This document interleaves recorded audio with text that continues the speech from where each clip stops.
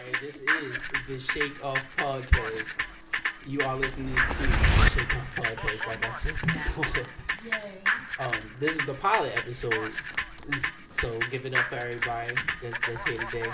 Round of applause for everybody. In here. Right now you are listening to DJ A Mello. To my right you have Black Trizza. You also have Ducky Dynamo. We have a couple guests in the building for our first episode today too. You are listening to Cora, aka Cora Visuals, aka Splash. Yeah. We also got DJ Beast in the building. Yo! Yeah. Yes, yeah. Shout out to S Dot in the building as well. Yeah. That's not Booba Wildin'. Shout out to the homie Tay behind the cameras. Yeah. AKA God's Creation, AKA Sun God Tay. Yeah. Tay turn, yeah. Tay turn on, you feel me? Turn them up. Right. Shout out to yourself. Then shout out to yourself. Yeah. Shout out to yourself, everybody that's listening. Again, this is the pilot episode of the ShakeOff Podcast. Pretty much this is a podcast that's all Baltimore club. Shout out to Walking Down the Avenue for being one of the first podcast formats of our time, you feel me? Pretty much just showcasing the history of Baltimore club. So give it up for Ducky Dynamo for one time. If anything, I wouldn't be I like her. inspired or even doing this without her. You feel me? So, That might be true. I mean, however you want to look at it, but nonetheless, you feel me? We here pretty much just to talk about the history of Baltimore club and just just tell our stories and shit. Just shoot the shit with everybody. I promise you, we gonna try to get to everybody. But for the most part, we just here. First question I have is, what would y'all really want from a Baltimore Club podcast? Who want to go first? You. Oh, I guess. I guess. Well, I mean, this is your creation, so what were you looking to feel by doing that? So the thought that I had in mind pretty much was just giving an outlet to tell a story. You feel me? Like, we spent a lot of years holding down the Baltimore club culture. You feel me? As far as like the dancing side and the producing side, like the ShakeOff shit that everybody swore was too fast or too noisy, and it was just shit that they didn't want to hear. There was a whole bunch of shit that grew behind that, and I'm a living product of that shit, and everybody else in this room is a living product of it. Whether they were fans of it, whether they were participants as far as dancing, producing, DJing,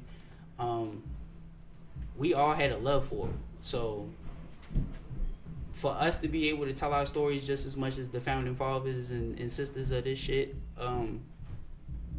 we pretty much just building a platform for it. So this is pretty much just what I want from it. I just want us to be able to tell our stories. I'm really not looking for it to be on some drama-filled type shit, but the lives that we live, you feel me, is some shit that we can't avoid. So it's gonna be what it's gonna be. You feel me? It definitely made us who we are today. Whether it was some hard lessons or it was some victorious moments, but we wouldn't be here without all that. So why not be able to tell our stories with it? You feel me? That's pretty much where I'm at with it. How y'all feel about it? To sum it into a word, I think authenticity is what I look for. It's without the fluff, without the bullshit. Just to piggyback off what you're saying, there are a lot of stories outside of even just events and straight up dance that all contribute to the overall history of Baltimore Club. So my part in that is just to touch some of those things, like some of the relationships that we built, you know, a lot of the stuff that tailored into like keeping us together as a community. And that's pretty much the focus. And again, without all that, you know, dramatic drama bullshit, like I said, it's of course there's going to be topics that we touch that people are going to have opinions. People are going to have opinions regardless. But coming back to authenticity is just like being able to respect the fact that some things just happen and they will be acknowledged as happening. It's not an attack. It's not to pull nobody in. We don't need no hot, viral moments or shit like that. We're just here to just chat, discuss, and again, share, like you said, share our stories and other stories and guest stories and how Taylor and how that all contributes to the overall history. Word, I feel that. Definitely feel that. Yeah, also, I feel like, just overall, it'll help everybody else, like the outside people, the ones that's listening, you know. But us, the people that just want to keep it going, it'll help us too. Just sitting here doing this, you feel me? Coming up with shit that we can do to just keep it going. And this is the start, Mello. That's how I feel. Like, how you feel? Oh, that means it's my turn. Here are my thoughts. Okay, so as Mello mentioned earlier, it was For a Second, said the Walking Down the Avenue podcast. That is my original. I was the first, and not one of the first. I was the first. Like, somebody can correct me if I'm wrong on that, but I honestly don't think there was anybody who made a specifically Baltimore Club focus podcast type anything. Nope. Before I did that. That was a good one, right? That was, yeah. Yeah, we were there for a second. I was on one of those, Yeah, you were. Yeah, I was, yeah. Your episode coming up on the little archives joint. Yeah. I'm about to say, make sure you It's shout gonna that out pop too. We'll get to that. We'll get to I'm that. on media train now. But exactly. But the thing about that is the focus of that show was kind of specifically what Mello said in the first place. It was like, no, I see the void and there is no documented history of any of us. So it's like, no, let me go ahead and create something that can document us across the board. Old people, new people, whoever, of any form, because we're literally watching that shit get erased, you know, like in front of us, in real time and not. So by that going how it went, and again, I said, what was that, 5 years ago? That was in 2020 when we recorded all of them episodes. Seeing this come up, it's one of those things where it's like, for me, it's the same thing, but not, because this takes a little bit more of a different type of angle. What I look to achieve in my original podcast, it's all interview style, you know, so it's like one-on-one, me and a person sitting there talking. Cool. This different. Look, it's all of us in a room. And we don't, for one thing, communally, we don't get to do this, period. Yeah. So it's just a thing for elements of us to be able to come over somewhere and specifically just shoot the shit about the thing we love on purpose. But then also to make people, again, realize that void. No, we're actually here. Like, there is actually a bloodline to what the fuck is happening right now within our community. So they can, every single time, just know that we exist and get a snapshot of what's happening. Which is why it's like, nah, what I want to see is exactly what it sounds like we about to do. Just get the voices of whoever around right now and tell the story. So that they can't keep getting us, you know, confused with whatever else is going on to sound a little bit like us type shit. But I'm sure we'll get to that, you know. Yeah. It's unavoidable. It is. It's one of those. Yeah. It's one of those. I'm about to say. Y'all made it sound stuffy. Y'all was like, yo, talk. Like, also we chilling. Yeah. So it's like, nah, this literally is just like a cool ass conversation. We all homies. We all family at this point. So. What, only like 15 plus years. And then there's that, we're all fake old. We We've been knowing each other 10, 20 years, something at this point. You know, so it's like, again, just to cement that fact that, like, we're actually, like, we actually exist in a real format. I was about to say, shit, now that you mention it, you feel me, like, it's a couple of us that know, that have known each other probably, like, 15 plus years, that's in this room. You feel me? Like we were children. That's grew up together. Like real shit. No, Like honestly, fuck a high school we watch our career. lives, You like, feel me? Like or like, college go the whole career. way. Like we dead ass grew up with each other over like a decade and a half so far. We've seen each other Hey. said. Yep. Like, look, Transition. all into kinds of shit, yeah. Like so much shit. You feel me? And it's like. and that's why that's important that it's us doing that. Like we Yeah. are the ones who are able to tell this story, not have somebody else And then come from somewhere else and try to figure it out. and Like, it's we can crazy actually because it's contextualize like shit. it's so much history that's like that motherfuckers is like missing and not really counting along with all that golden era type shit. You Yeah. feel me? Like everybody we wanting to hold all that shit up until Swift passed. You feel me? Yeah.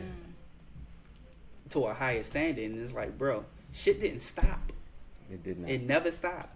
So it's like, you know, but we had to rectify that in a sense. You feel me? Like we had to, I guess, fill in the gaps of all those years. You feel me? That everybody felt like Club was dead. Like Club wasn't dead. Like the city stopped listening. Dang, The what city that's stopped like that listening. intro? What, the 3 a.m. at the Paradise? That's the intro, right? Yeah, Yeah. I was about Still to here. Shut up. Everybody say Shout yeah, out it's 3 a.m. still at the in. Paradise. Go listen to that. Wow. Plug that. Plug that. Yikes. Yeah. Real shit, though. We gotta upload Without Ducky Ramble edit so that the song can just start and then you don't got your Nah, you need that, though. I know. You need that. It was You a need whole that. thing I'm about about to say yeah. Never mind. And while we on the subject We of did that that work. song, We did that work. if you listen to the song all the way through, Yes. the ending of the song is iconic as well too. If you don't know, look up Dancing Brandon. That was the scene from that was the scene from I think what the first KOB Was or that something like Gatorade that Make- he battled Black. And remember when Dancing Brandon battled Black and he came out his shoe, Oh, yeah. crazy legging and shit. Yeah. That was that moment. Yeah. That was at the end of it. And shit, Yeah. when the crowd was going crazy and shit. Damn. That whole round, sunned the shit out of him. You feel me? I gotta go Like back and listen to it. you feel me? Swirled that nigga head and shit. You feel me? Put his Yeah. arm around his motherfucking shoulder and shit. You feel me? Just started Damn. hitting this nigga with hella footwork and shit. Like shit was lit. You feel me? But again, like it's a lot of history that need to be told. You feel me? So we gonna be here to tell y'all that shit. Yeah.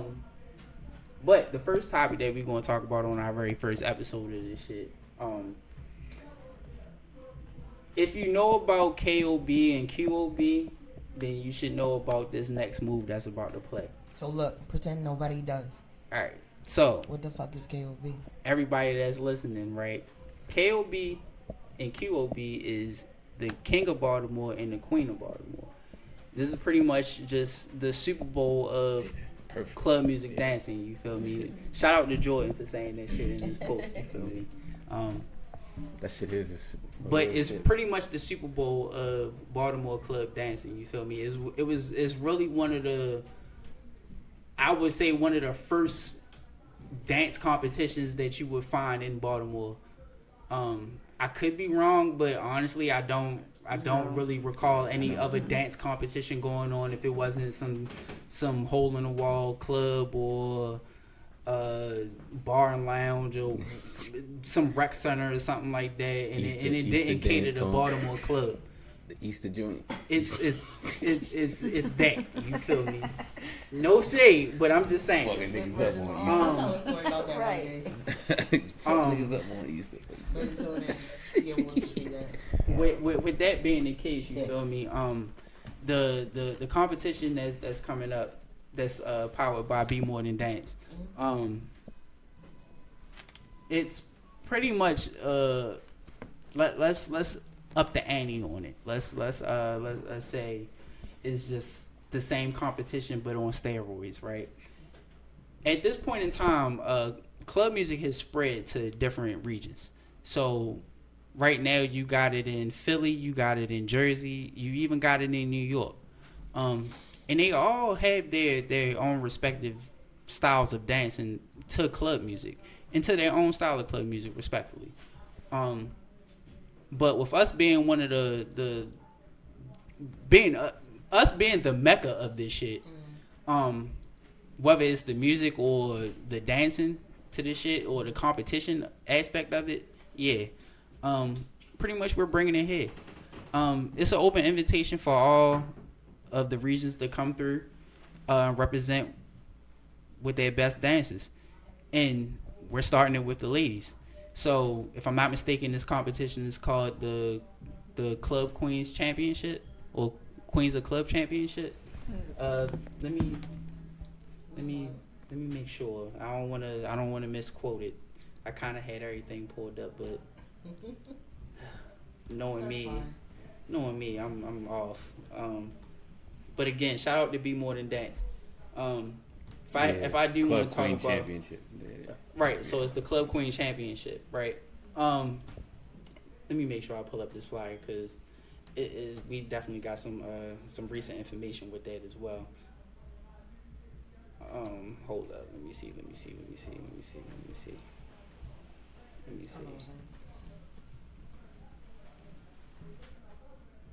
Oh, I can't find it, but all right. So, if anything, the competition is called the Club Queen Championship. It is going to be held on November the 1st, 2025. 21st. The 21st, that's what I said. Yeah, November 21st. Preliminary rounds is going to start at 2 p.m. and then the main event will start at 6 p.m. All right, so for everybody that's not familiar with this, preliminaries is pretty much everybody that's going to be competing to get into the competition. So you're going to have a numerous amount of dancers that's going to be competing, and they're going to be getting scored to pretty much just see where they rank at in seeding. Wait, we do. So here's the thing about this. Right. King Mello, you don't run one of these types of situations before. Yeah. Understood.